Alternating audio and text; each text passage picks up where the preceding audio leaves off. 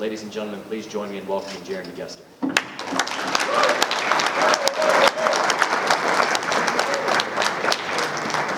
First of all, I want to start off by saying, who's the kid in the suit coat? Stand up. What's your name, Cooper? Stand up. I want everybody to see this kid, and don't think I didn't notice you had some J's on your feet too. I just noticed that too. For all you other classmen, that's called swag. You should probably try some of it, right? Hey, Cooper, get yourself, is your name Cooper? Okay, get yourself a pocket square and you get on my level, son.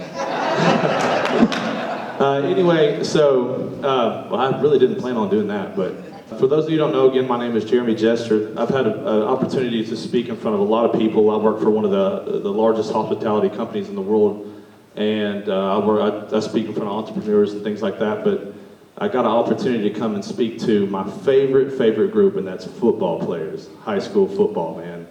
And one thing that I'll say is, yes, I am, and I'm also from East Tennessee, right down the street from y'all, from Gatlinburg-Piven High School. I know, we never played Hardin Valley, but it's very important to me to kind of give back and talk to the community, basically the community that I'm from.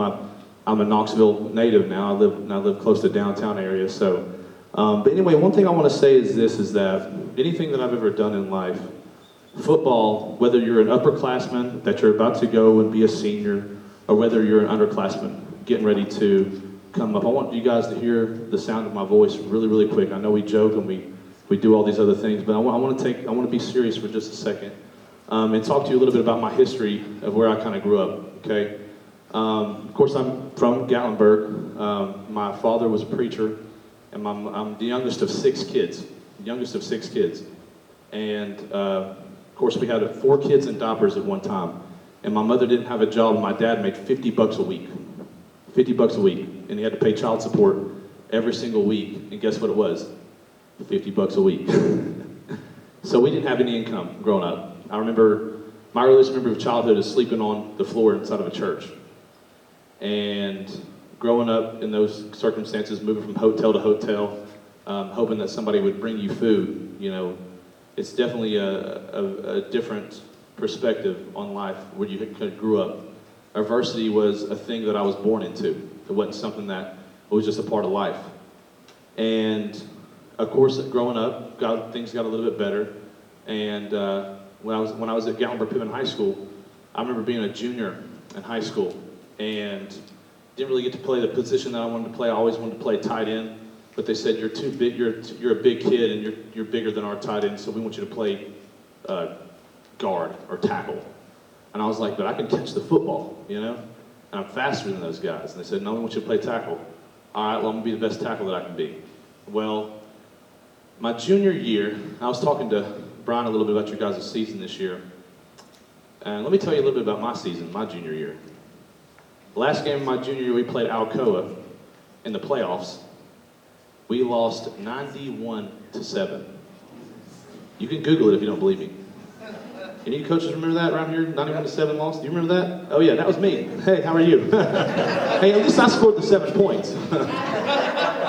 We lost 91-7, okay? And I remember going back, at the time I wasn't getting looked up by any schools, and I thought to myself, I was like, you know, why am I even playing football? You know, I thought to myself, this is embarrassing. I can go play the PlayStation, right? I can go play the Xbox. I heard somebody say, yeah, what the heck? But I can go play this, I can go do other things, and there's no way that anybody's ever going to make it, because I see these guys that play in the NFL, and I see these guys that play at the University of Tennessee, and there's no way that somebody could ever play that lost a game 91-7. So I thought about quitting. I thought about hanging it up after that. But then I decided, I was like, you know what, I'm going to come back, I'm going to give it my best shot, and I'm going to roll through it. The next year we went 10-0 in the regular season. It's because we were tired of getting beat up on. And not only that, but what we did that year was unlike anybody else did. So I say that to you underclassmen. No matter what happened this year, no matter what happens, and I'm not sitting here in front of you today because I lost 91-7. I'm sitting here in front of you today because I played at the University of Tennessee. I played in the NFL for a few seasons. So you're not defined by your previous mistakes. You're not defined by anything else. The only thing that you can control is what you can control. The reason why I love football, and this is to your upperclassmen, okay? Guys that either you're going to go to college and play, or either you're never going to play another snap of football in your life. Understand this. This is why I love football so much. And the reason why I'm successful today in what I do is because football, it taught me more than just playing a football game. Football taught me to push harder when things got tough. And above all else, it taught me, no matter what happens, it taught me to never give up. No matter what you do in life. This is for the parents, this is for anything in life. It taught me to never give up on anything that I wanted to do. Because let me tell you something, when I got into the NFL, a guy got to me to the side of the road, and I was an undrafted free agent. Not like I was, I'm not Peyton Manning or anything, but a guy brought me to the side, he said, Jeremy, let me tell you something. The NFL, it stands for not for long. Somebody asked me the other day, said, Jeremy, do you think you'd go back and play football? I said, no. I twist my ankle going to the coffee machine every morning. That's a joke, by the way, you can laugh at that. What I'm saying is this, your bodies will deteriorate over time. How many people in this room got injured this year? Raise your hand. Wow, a lot. Who's the athletic trainer here? My God, they need to give you a raise, ma'am. She's laughing because you know it. But the thing about it is this, guys, your bodies deteriorate over time, concussions happen, things happen. But the lessons that you learn from football will stay with you forever. Okay?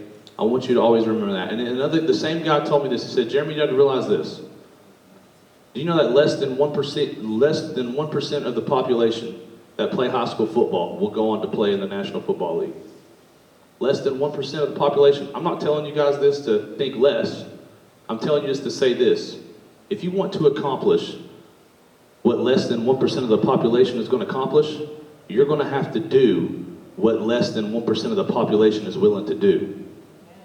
Let me say that again. If you want to do what less than 1% of the population is going to do, you're going to have to do what less than 1% of the population is going to do. Meaning this, if you guys don't want it next year, if you guys don't want to have the season that you had this year, you're going to have to go get in the weight room. Would you agree? Let me say it again. I want to hear some things. If you want to have a better season next year, you're going to have to go get in the weight room. Would you agree? Yes, sir. Absolutely. So with that being said is this, the only person that can control that is who? Yourselves. You can't control what Knox Central does. You can't control what Farragut does. The only people that can control what you do is you guys. Same thing with us, and we're sitting there at 91-7. That's the biggest things in terms of your life. Remember that. Whatever you want to do in life, it's up to you guys. It doesn't matter what happens. It doesn't matter if you started after you were homeless as a kid or wherever you want to be. I'm sitting here in front of you today. I'm not homeless anymore. It doesn't matter where you start. It's all about where you finish. And understand this though too, guys. And I want to have a key thing on this is you guys administered a lot of adversity this year with injuries, right? Athletic trainer? With everything that's going on. But here's the thing about adversity. And this is one thing that I learned at a young age. Adversity does not make you who you are. Adversity reveals truly who you are. I'll say that again. Adversity doesn't make you who you are. Adversity reveals who you truly are. It reveals the person that's inside of you when you come in. So that when you guys leave out of high school, guess what? You're going to have adversity. You're going to have things that come up in life. And another thing, a guy told me this too, and it was very, very true, is this. Adversity can break some men, but then to some men, it can make men break records. And you have to realize that anything that you do in life, when you have adversity, these things that you learn in football today is going to help you for when you guys get out in the real world.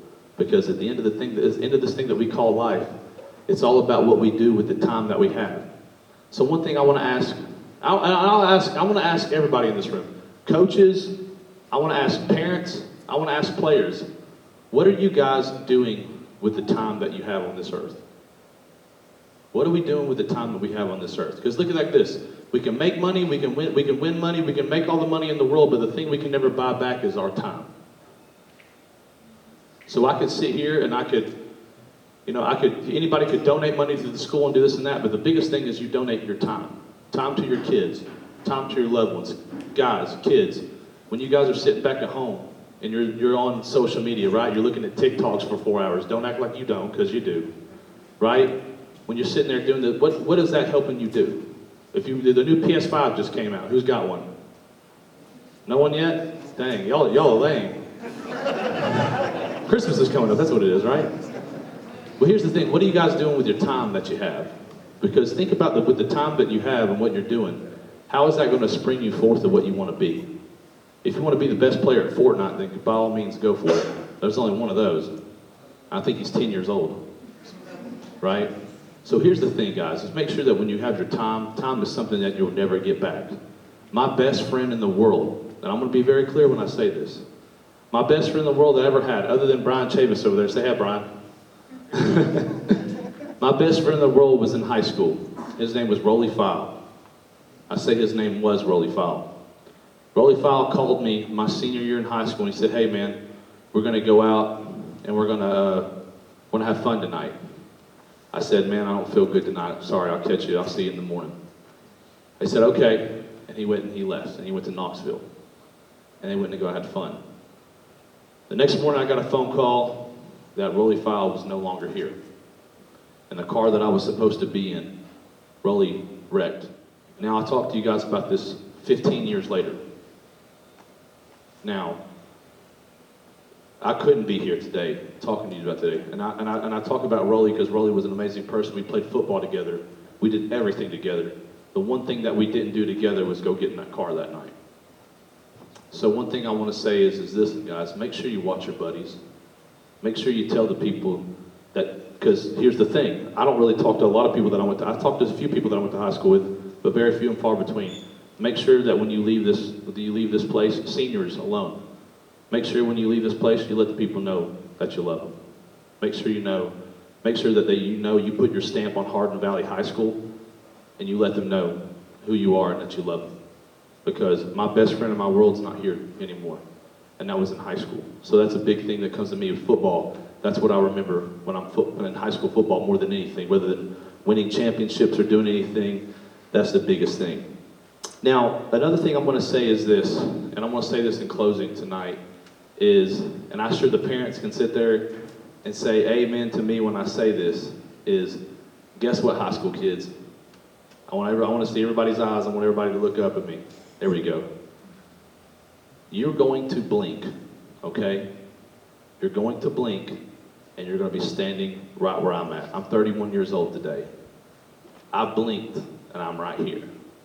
The only question that I have for every single one in this room is this. Where do you want to be when you open your eyes? Where do you want to be sitting at when you open your eyes? Do you want to be somewhere where you're working at a big company? Do you want to be doing certain things? The only thing that you have to realize in life is it goes by fast. Am I right, parents? And your parents said yes. Because sometimes your parents sit there and tell you, do this or do that, and you're like, I don't know. Your parents have lived longer than you guys, right? And the one thing I will say is make sure that when you guys, this thing that we call time, it passes you guys by so fast. So one thing I will say is this, enjoy it. Enjoy the time that you guys have together because you're going to blink and it's going to go by. And the last thing I want to say is this, guys. Football will not last forever. Right, seniors? But the lessons that football gives you will last forever. I'm thankful for the lessons that I got when I was in high school. I'm thankful for because I wouldn't be at where I'm at today if it was not for the lessons that gave me in football. I wouldn't be wearing this championship ring on my hand right now if it wasn't for the fact that I had football in my life. But the biggest thing that I have in life was the lessons that it gave me. I want to thank all of you all for listening to me, the sound of my voice. I want to appreciate all of you all. Work hard, do what you need to do. I love every single one of you in this room. Go Hawks.